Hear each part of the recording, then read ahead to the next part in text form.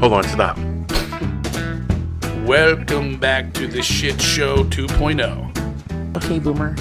Damn millennials. Wow. Did not know that. Even flirters who are obviously mentally ill. You want to be my wife? Oh, this is gonna go downhill real quick. What is going on? And welcome to Take on the World with Johnny and Mike D. And we're back again. We're kind of getting regular here. Got Ooh, my back just popped like 100 times. post up every 2 weeks now, kind of, sort of. Yeah, I'm not sure what our gig is. What's that? I'm not sure what our gig is right Yeah. now. Right now, I'm going too close. We got some shorts going up. Sorry, I have a tendency to lean away from the mic. I keep yelling at him for leaning away from the mic. It was like bad. this, and he talks like this. And when I'm editing, I'm like, motherfucker. It was a video. It was like you could not hear me. You know, I like leaned away, and I try to fix it, but he's unfixable. He really is. I sure am. Anyway, we're here. And I just want to express to all of our tens and tens of fans out there how disappointed I am in Johnny. Don't even bring it up. You know what? I'm just so disappointed in him. I almost cried when I found out this information. And sadly, I don't think you're correctamundo on you. Like, you've heard of this. You just don't know it. So, if you've listened to any of our back shows, you know that both Johnny and I are World War II buffs in a way. Johnny maybe a little bit more than me. Yeah, maybe 10 years ago, I think my mind is starting to wane. I've always been a huge Vietnam War buff. That's the area I grew up in, the end of the Vietnam era. And I've always been kind of a war buff. I love war movies. I love war documentaries. I'll watch The Pacific in color. I'll watch I think at one point, didn't I had like a whole I have them. I still have them. box set of like 3 or 4 ones. They were so cheap at the time. Like you get them Yeah, like $10. They're up behind my TV. Yeah, at Ollie's. Yeah. That's where I got a lot in their book. And they're good. Great, they are. They're freaking awesome. And I every once in a while I'll pull them out and watch them. However, and then you watch them and it makes you feel like a less of a man. Like, oh yeah, like these 16, 17, 18, 19-year-old kids just doing amazing things just for patriotism and selfless acts. And I did join the military, but I didn't do anything like these guys did for their country. So kudos to them. I tried. You guys want to hear the story? It's a story there? Anyway, so John, when we discussed what topic we're going to do, and this week we discussed it a little late. Being yesterday, Yeah. last night. I do have another topic on tap, but I want to look at it a little bit more because it's also World War II. But I said to John, what do you want to do? And what do you have in mind? Because I usually go to him for the topics. I do some research. I lay out 45 pages of information. We usually use 10 pages. And then John says, why'd you put all that information down? For no reason. We didn't go through it all. Because I like having it. I don't know. I like research and stuff. So, Well, you're a reader, and you like. I mean, people might not know this, but anything like political, a lot of like information that I don't research and I would never know. And so I always come to you for facts if I need them for certain things. And you haven't disappointed yet. So he said, let's do the Battle of Leyte golf. And I'm like, oh, that's cool. Like, Well, I thought we should both be, pretty. We don't really need to do much research on it because we both should know this like pretty good. Like this is a huge battle in World War II. And he goes, I don't know much about it. I'm like, get out Yeah, of I it. thought you were fucking with me. Well, actually, I thought you had never heard of it because I thought it was like not that famous of a. It was just kind of forgotten about. Dude, I was in the Navy. This is one of the most famous naval battles in World War II. I think what a lot of these bigger companies focus on is like the Battle of Midway. Yeah, because that was like, I guess they did mention that in there, like Battle of Midway. I can't even pronounce the name. I'm retard. The Leyte. Leyte Gulf. It might be pronounced different than that, but I've heard it Leyte. Okay. Well, maybe it's a lady. Maybe it's a lady golf. The lady golf. Oh, the lady boy golf. Well, it is the Philippines. Everyone gets a clap. And then he's like, really? I've never heard of it. I'm like, hold it. Yeah, I think you thought I was fucking around. I thought he was messing with me, and I'm like, I'm not. Get out of here. Like, I don't believe you at all. And he's like, no, I really, I never heard of it. How have you never heard of the Battle of Leyte? And he's like, either that or I just don't remember it at all. I think as we go through some of this, you may remember it. I'm hoping I will because, dude, when I was in like my early 20s to like when the History Channel played nothing but like World War II black and white documentaries, I would just sit there like on my time off and I would watch everything they had. 2 of General MacArthur's most famous quotes are from this battle, or connected to this battle, I should say. Yeah. So, of course, I want to give the backstory of the Leyte Gulf and why it was so important during World War II. So I went back to 1898, considering it was 52 years later, or 50. I'm hoping 57 years later that the war came up. Not okay. I wanted to mention to you something. I won't say it now, but I'll tell you later. Go ahead. The first submarine ever made. Super interesting, and they have an exact replica of it, like somewhere in some museum, like a full functioning. The Civil War. Yeah. It's like a one man thing with like foot pedals, a ballast, and they had like the glow in the dark like thing on the needle, so you could tell what if you're underwater. But it was crazy. Like you go in there in pitch black, and they would tie a bomb to a pole, or they would screw a hole into the bottom of the ship, and that's what attached to the bomb, and they would just like drift off, and like this floating bomb would be sitting there. So you got to time it right. Yeah, you know what I mean. And hopefully you don't blow yourself up in the. Oh, because later on they would put a pole on the front of it, and they'd put the bomb on the end of the pole, and they'd run it into the ship and hope you didn't die when you hit the ship. Oh yeah, this was So I was going to say there probably could be a whole. I mean, we could probably make a whole thing out of it leading up to like the newest technology that we can find. I'm sure. Well, that's a nice topic for the future. But I just thought like, holy shit, that poor bastard in that little whiskey barrel. Yeah. Like, I hope everything goes all right. We duct taped 3 whiskey barrels together. Yeah. And put a little hole in the top. What's duct tape? Don't worry about it. Get some glue from the back end of a duck's ass, and just get it and make a difference. Go ahead, Jebediah, get there.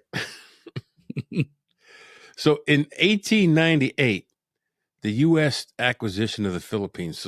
Spain ceded the Philippines to the United States after the Spanish-American War.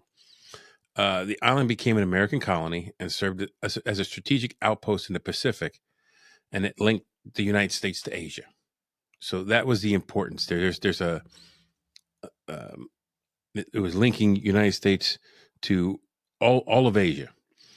So in 1934, it was the Tidings-McDuffie Act. Congress passed the act to make Philippines a Commonwealth of the United States. It created a 10-year transition period leading towards full independence. And some dude, Manuel Quezon. The hell was that? Probably my phone vibrating. He became the first president of the Philippines in 1935. Yeah, it was my phone. Put it over there. It sounded like some kind of like echolocation under the sea. Yeah. Like these souls come and get you. So the pre-World War strategic appointments, Leyte Gulf, located on the eastern side of the Philippines, provided direct access to the Pacific Ocean. It was critical to maritime crosses linking Asia to Japan. Excuse me. Sorry. Its proximity to Luzon made it a key gateway for control over the Philippines. So if you didn't have the Leyte Gulf, you couldn't control the Philippines. So both the Japanese and Allies, wanted this area. Sure. Like it was very, very, very important. It would probably be like the key to like holding the Gulf of Mexico or America, whatever the fuck it's called. So supply lanes, shipping lanes, controlling oil, everything going in and out of that area. Nothing moved unless you had access to this area. So that's why it was so important. So that brings us to the outbreak of World War II. December 7th, of course, everybody knows what happened December 7th, 1941, right? A day which will live in infamy. The Japanese attacked Pearl Harbor. But on December 8th, there was coordinated attacks on other areas in the Pacific, including attacks on the Philippines to control those Southern Asian shipping lanes. Southern Asian. So when I did the research, I wanted to know exactly what the air operations, ground operations. So I asked AI, can you tell me what the air operations and ground operations and naval operations were for the original 1941 attack on the Philippines? And it gave me this information. Air raids destroyed most of the U.S. Far East Air Force at Clark Field near Manila. Aircraft from Formosa, modern Taiwan, crippled U.S. air capability within hours. Japan quickly gained air superiority over the archipelago. Japanese naval and ground operations went from December 1941 to April 1942. Landings began on northern Luzon. December 22nd, major landings in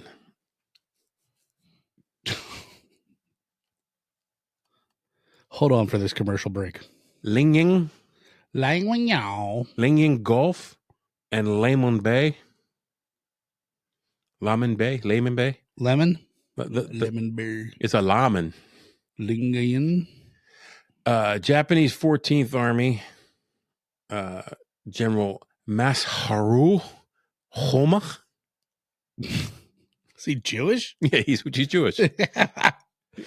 He's Jewish Japanese. He led the invasion with naval support. U.S. and Philippine forces under General Douglas MacArthur withdrew to Bataan to consolidate defense. January 7th, 1942, Manila fell to Japanese forces. February to April, the siege of Bataan lasted 40 days before U.S. and Filipino troops surrendered in April 1942.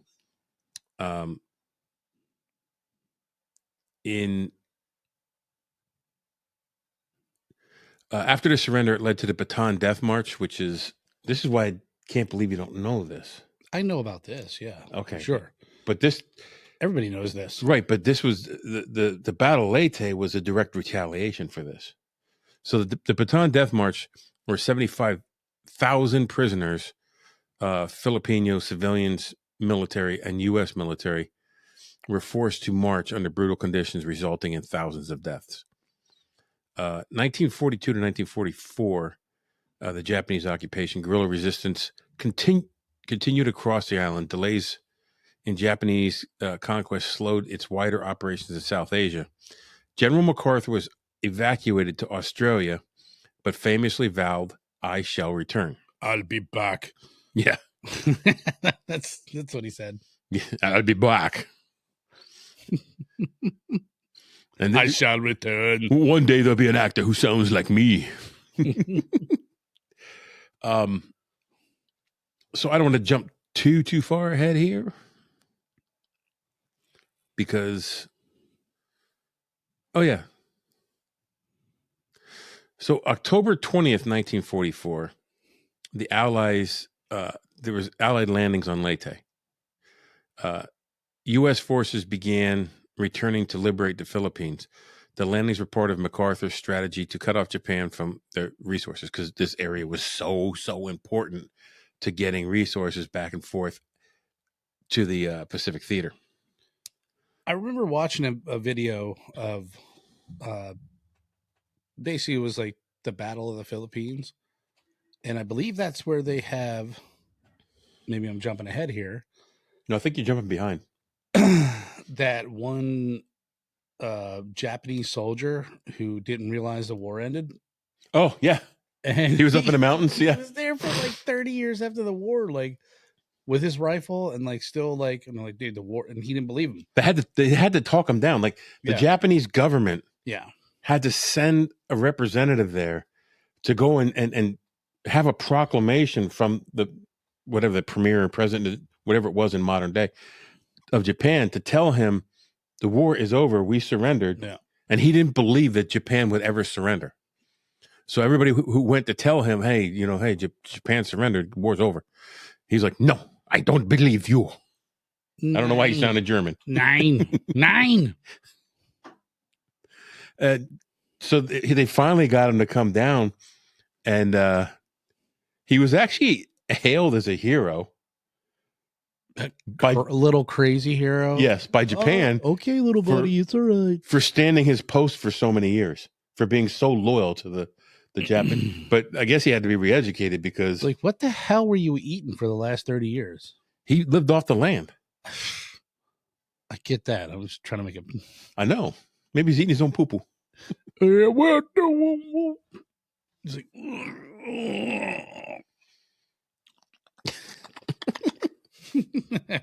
Let me tell you what I was eating.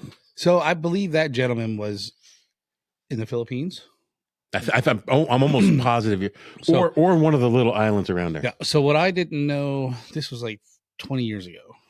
I didn't know in my youth of watching World War II videos and just not really being just a like weekend armchair sleuth, and that I was like, holy shit! I'm like, I didn't know like we were that involved in the Philippines, which makes sense because Filipinos fucking love Americans.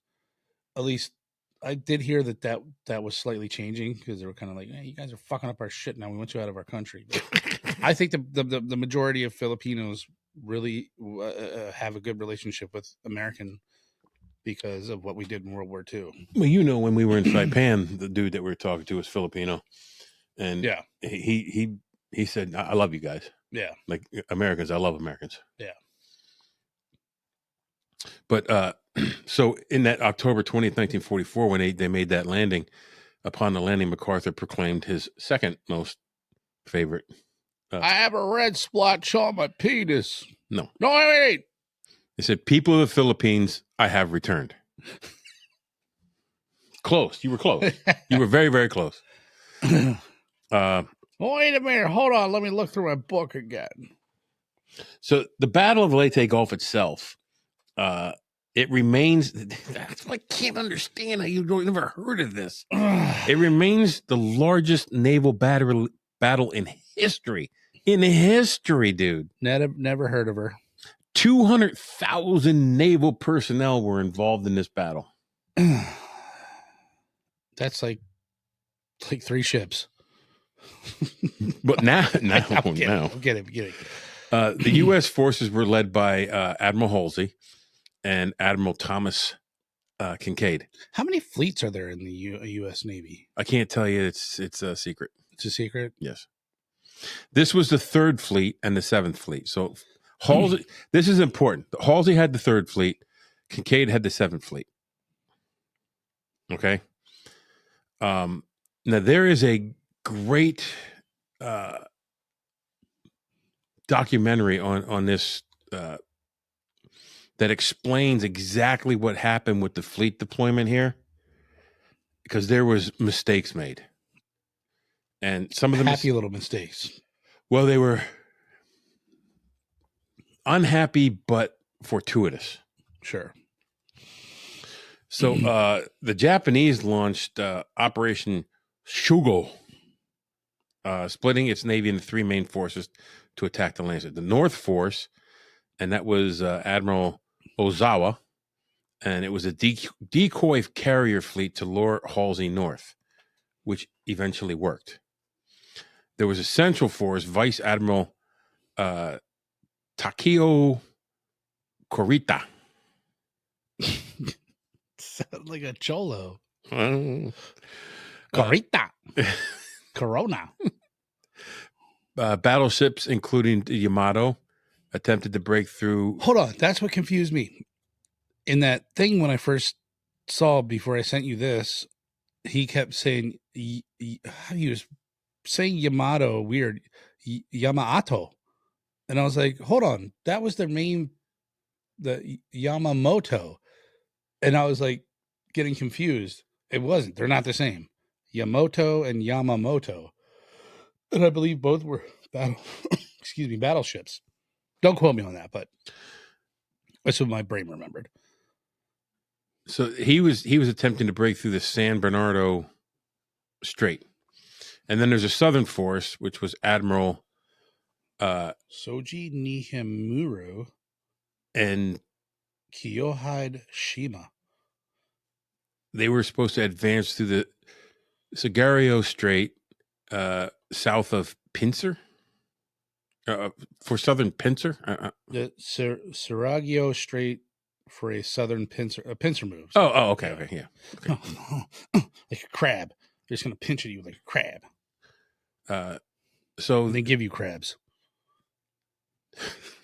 October 24th, 1944, there was the Battle of the Sibian Sea.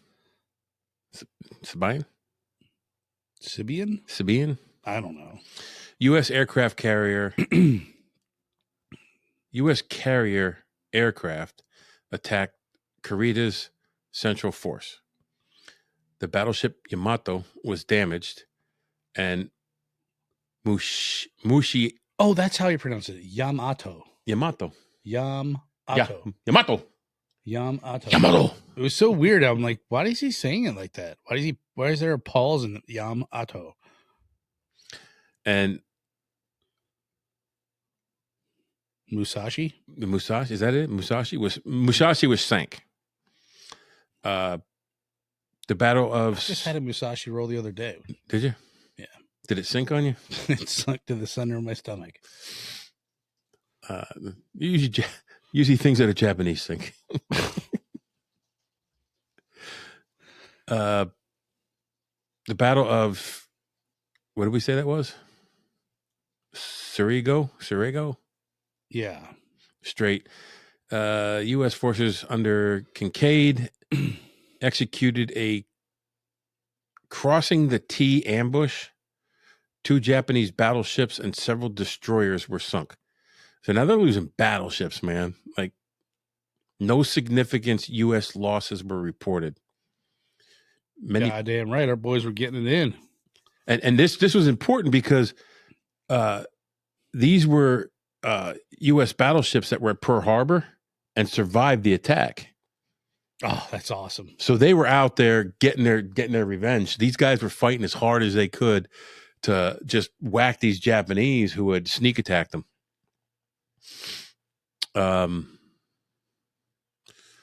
October 25th, 1944, Battle of Samar. Kurita's Central Force engaged a smaller U.S. escort group under Rear Admiral Clifton Sparge. Despite overwhelming odds, U.S. ships, notably the destroyer Johnson and Huell, charged against Japanese battleships. Their defense caused Japanese confusion and led to Kurita's retreat. This desperate fight became one of the most historic actions in U.S. naval history. So these, what were the 2 ships? I These just two don't think destroyers they just talk about it that much. no. This is like I'm in the Navy, so like I was in the Navy, so this was talked about. These two destroyers just charged these battleships like they were nuts. Yeah, The battleships are looking at them like, that's what the guy said. Yeah, what the fuck are they doing? Like they have no chance against us. it portrayed two sailors like they were like painting the side of the ship as they're currently charging into battle. I leaned again. You did. It's not going to be on there, is it? Yeah, it's gonna be on there. It's just going to be like, I could hear it on here. okay, all right. I think this thing needs to be longer. What it is you start talking to me and you lean back to talk to me. Yeah. You got to talk to the people. Talk to the people, man. Talk to the people. The people want to hear you. The people is what matters. The beautiful people. Yeah. So The only thing I could do is drill a hole here and move yours don't forward. drill a hole. Don't do that.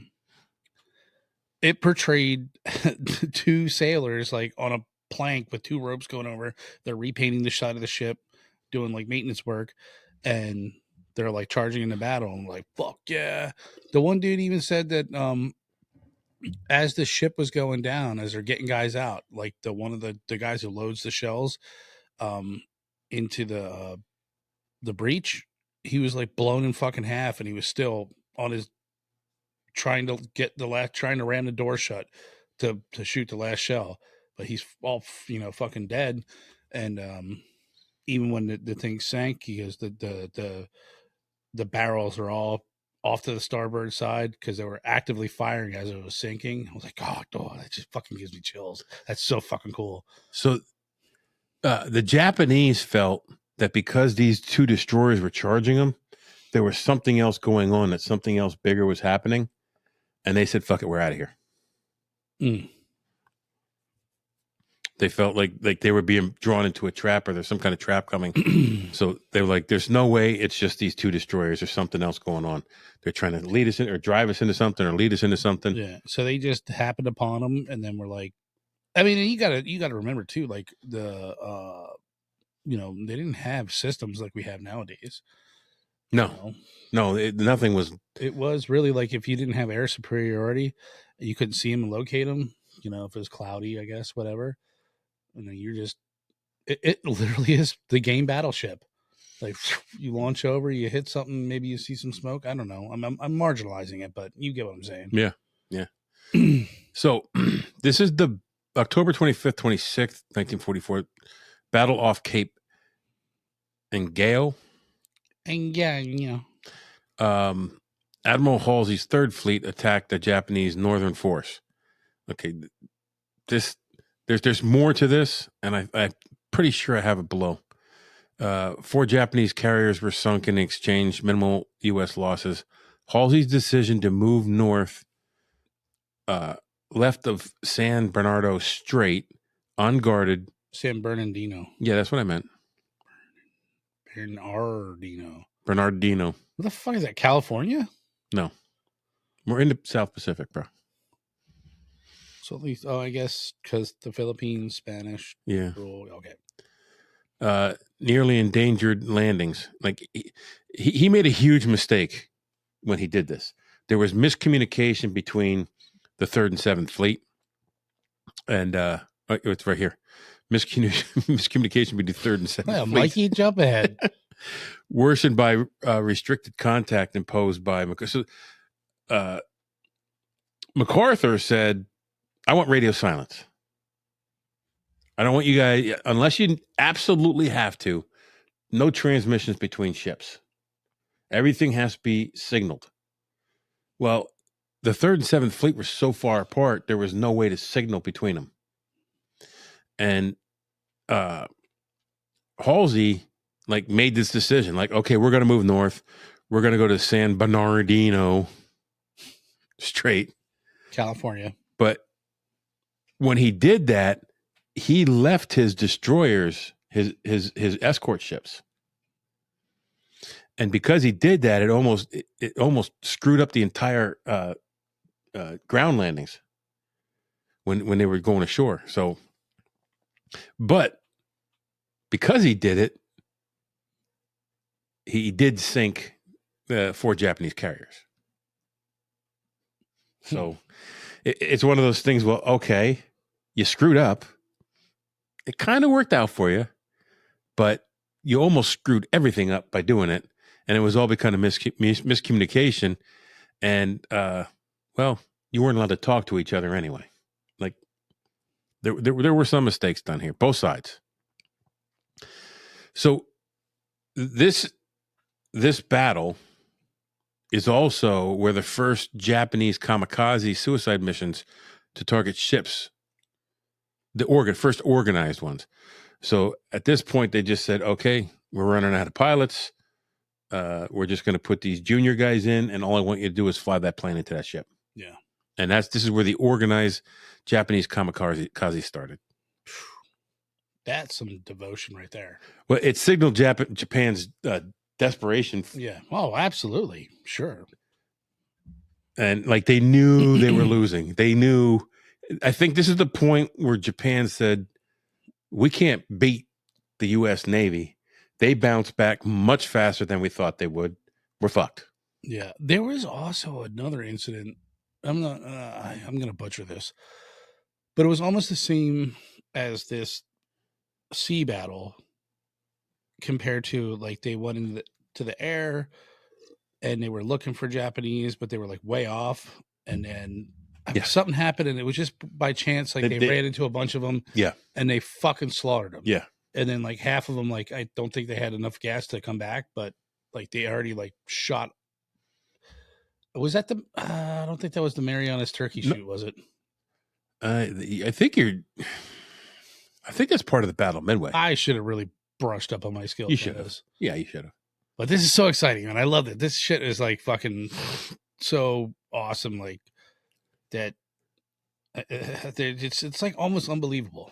So now we've been simply talking about the Japanese and the U.S. forces. There were other Allied forces involved in the naval battle here. So I don't want to diminish their role, but I'm particularly talking about the U.S. forces because the Allied forces were led like 100% by the U.S. forces. They were all under Halsey. They were all under MacArthur. They were all under. Now that you say that, I don't. You still don't. None of this rings a bell. No. But now that you say that, I want to bring up another point. It was that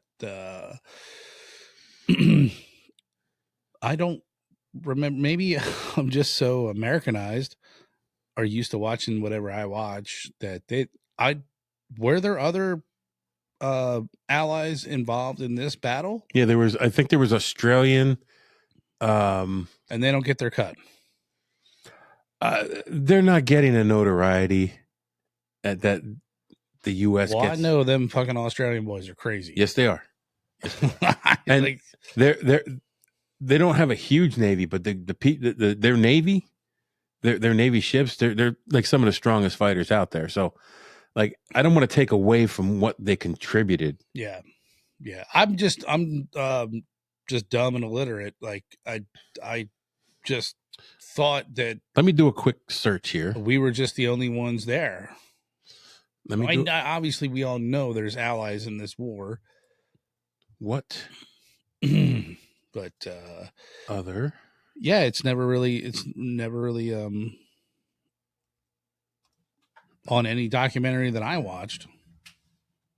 I'm sure if I read more, it'll be a little better because whenever you read stuff, it's a little more in depth. Okay. There was British and Australian warships. So the Royal Australian Navy had played an active combat and support role. 11 Australian ships participated. In this particular battle. Yes. I asked Perplexity what other Allied naval forces were involved in the Battle of Leyte. How long was this battle? Well, let's see. So I'm thinking it couldn't have been October. Nope. So right about October 20th through October 25th, 26th. So like a week-long battle? Holy shit. But it was a week-long battle over a large, like, Right, but you're still tit for tat. Like It's but that still, think of like the Gulf of Mexico how many or the ships were Gulf of blown up? America, whatever it's called anymore. Yeah. It looks small on a map. It's not small. It's not small by any means. So you're talking, and the battle or Leyte Gulf might even be bigger than that. I don't know. I've never seen them side by side on a map, so it's a large area. I think that they're very comparable, and like with the small islands. Although our Gulf has the small, I don't even know if like Puerto Rico, Cuba, Jamaica is that considered part of our Gulf? Like they're small islands, I don't know. I'm not sure. but they're kind of outside of the Gulf, as opposed to Well, some this Gulf. I think some of these areas were outside of the Gulf too. They just called it the Battle of Leyte Gulf because the whole area compromised that needed zone to get goods in and out of there. So yeah, it was Royal Australian Navy had combat and support roles. HMAS Australia was notably hit by one of the first kamikaze attacks during the battle. no shit. The UK Royal Navy, although the British Pacific Fleet was not yet developed to full strength, one British warship was attached to the Allied task force under the 7th Fleet for operations of supporting Leyte landings. Royal Canadian Navy did not deploy major combat units, but contributed indirectly through escort duties, shared Pacific operations infrastructure later in the campaign. Okay. In total, the Allied Armada of Leyte consisted of over 700 ships. So the outcome of the Battle of Leyte Gulf, it was obviously a decisive victory for the United States. The Allies. Yes, for the Allies. Destroyed Japan's remaining major naval strength. Their navy was decimated after this. Yeah. The only thing they really had going for them after this was their submarine fleet, and their subs were just Not up to date. They were deadly by the way they operated, but that was their submariners working above their level. Really, it wasn't due to the equipment; it was due to the skill of their submariners. So they had, I remember, oh God, they were saying that the issue with Japanese versus American submariners, airmen, was that the Americans would have an ace and they can pull him for training purposes, and the Japanese, they really couldn't. Oh, they were running out. So they would take their best guys, like you got to keep fighting. So they would lose their best guys and have basically nobody to train the new guys. Right. So yeah, it's exactly what you're talking about. Well, we both listen to Fat Electrician, and you listen to any of the stories that he does. Anytime someone has a lot of success on a battlefield, they pull them and send them to train other people. Yeah. And they're never satisfied because they're warriors. Right. They're people they're people who belong in battle. Yeah. John Bastogne, they pulled him. And, yep. See, I thought Bastogne was involved in the landings at Leyte. And I tried to get information on that, and I couldn't find it. He might have been. I know he was. It might have been someplace else. He came to the Pacific Theater. He invented the Bastogne bail. Yep. So you can hold that machine gun without burning your hands. Yep. He did burn his hands in the beginning. That's why he came up with the bail. Then they pulled him to do like war bonds, and in the show after he got his CMA, when he got his Congressional Medal of Honor. Yeah. And then he went on the war bond tour, and then he went training people. Yeah, training. And he said, "Look, I'm done. I don't want to do this anymore. Send me back to war." Yeah. And then he was ultimately killed. And then after he was killed, they stopped sending CMA winners back to the theater, where it was harder to send them back because they're too valuable to the war bond effort. Yep. Which I know is important. You have to pay for the war, but when you got a guy who, and I feel that's probably like a very common trait between warriors, It's like, I just want to fight, man. I don't want to do this political bullshit. It's almost like, don't give me the fucking medal. Yeah. I feel like, I swear to God, the thing, like 98% of those guys who get that medal are like, I don't deserve this. I didn't want a medal. I don't want this medal. You know, I'm not the real hero. It's the guys who. No, actually, his latest video, did you watch it? No. It, Well, maybe. I don't know. it was on a lesser known guy. And when they went to give him his medal, he goes, I don't want it. Like, I don't want the notoriety. I don't want the attention. Yeah. I just want to go out and do what I do. But anyway, that's the sidetrack. So we're talking about the outcome of the Leyte Gulf battle. It severed Japanese supply routes, which is what they wanted to do. Like, that was the objective here. Plus, it gives them a jump off point closer to Japan, which is what the Battle of Saipan and Tinian were. Enabled the continued Allied advance to the Philippines, which gets them closer to Japan. Highlighted controversial command choices by Halsey and the valor of U.S. escort carriers at Samar.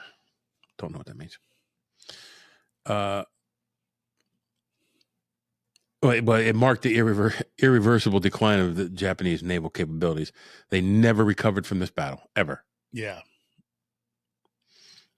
There's a lot of coral reefs with Japanese names on them in the battle in Leyte Gulf. Let's see. 1945 continued liberation of the Philippines. January 9th, 1945, Allied troops landed on Luzon. I tried to do this on a timeline scale here. February to March 1945, Battle of Manila restored the capital and to Allied control. Japanese forces retreated into the mountains until their surrender of August 1945. And from what I understand, the Japanese and during that time had a very brutal history, and I don't think they were very friendly to the Filipino people. Well, I'm going to just foreshadow the next episode we want to do. It's going to talk about how the Japanese treated their prisoners of war. Yeah. And how some of it's not spoken of as much as some of the atrocities the Germans did. There were some just as bad and horrific atrocities done by the Japanese. If not worse. And that'll be coming out. I'm pretty sure that'll be the next episode after this one. It's like so. Make sure you tune into that because I actually, when I was researching it, I took a break from the research because it was because there was pictures on, and I will not post pictures. It's like it's horrific. Horrific. It's like it digs on you. Like, yeah, just nags at you. Like, even after everything we've seen in our careers, it just you can only take so much. Yeah. So, July 4th, 1946, Philippine independence. The Treaty of Manila formally ended American sovereignty. The Republic of the Philippines officially recognized under President Manuel Rojas. President Harry S. Truman issued Proclamation 2695 granting independence. The date aligned with the U.S. Independence Day to symbolize friendship and partnership. The president of the Philippines, Diosdado Macapelaga. Yeah. Macarena. Macapagal. Mac and cheese. Moved to the official Philippines Independence Day to June 12th. Because commemorating Amelino Aguinaldo's 1898 declaration against Spain. Okay, that makes sense. I get that. They should have their own day. Okay. And then I searched for strange and odd occurrences. The Japanese attack on the Philippines occurred only hours after the Pearl Harbor attack, but it's largely overshadowed. People don't talk about it. People don't even know about it. The smallest U.S. task group at Samar was Taffy 3. I love Taffy. Repelled massive Japanese battleships through smoke screens and surprise counterattacks. I actually watched a movie that dramatized this, where they had this massive Japanese battleship thinking that there was so many more ships than there really were, that they're like, let's get out of here. Kamikaze tactics were used for the first time in this campaign. We already mentioned that. Communications restriction between MacArthur and Halsey commands between the two commands nearly caused disaster.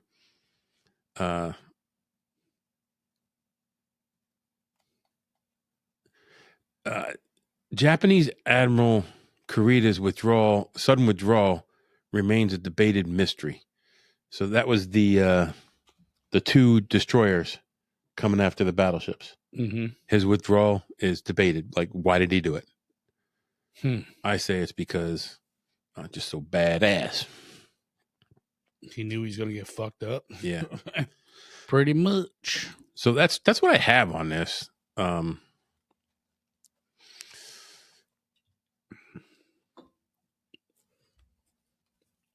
That's all you have? Well, I have more detailed stuff written, but I bullet pointed all that stuff. I'm saying. How many ships? There was I had a thing of how many ships were lost. I know of at least 2 destroyers, and they're the deepest shipwrecks in that we know of. But talk about those deep shipwrecks. Okay. I don't know what they were. Both those destroyers that went after that. I believe they're both those destroyers that went after that. Himayama, Hogi Woki. And they were both sunk. And I think they're like at 25,000 and 28,000 feet. You're going to have to look this up. I'm just shooting off the hip here. And, but I do remember the guy saying that it's so clear, or there's so little oxygen down there that it looks like they were just sunk yesterday. Yeah, that's they also say. This is also said. So all of the World War II ships that were sunk are protected. But people, they're not scavengers, but salvagers would love to get the steel off them because the steel supposedly is stronger than any steel made now. Yeah, doesn't it have to do with like the atomic explosions and yes. shit? Yes, it does. It's so fucking weird. So the Japanese losses, 4 aircraft carriers, 3 battleships, the Yamashiro, the Fuso, and the Musashi.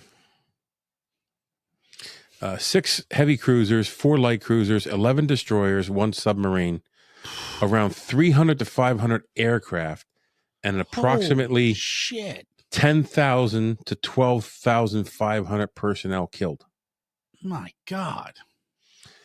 The Allied navies, primarily the U.S. with support from Australia, lost 1 light aircraft carrier, the USS Princeton, 2 escort carriers, U.S. Gambier Bay and the USS St. Louis, 2 destroyers, the USS Howe and the USS Johnson. Those are the ones. Yeah. 1 destroyer escort, USS Samuel B. Roberts, roughly 200 to 300 aircraft, and about 2,800 to 3,000 personnel. Jesus Christ. So the Japanese lost 26 to 29 ships, and the United States lost 6 to 7 ships.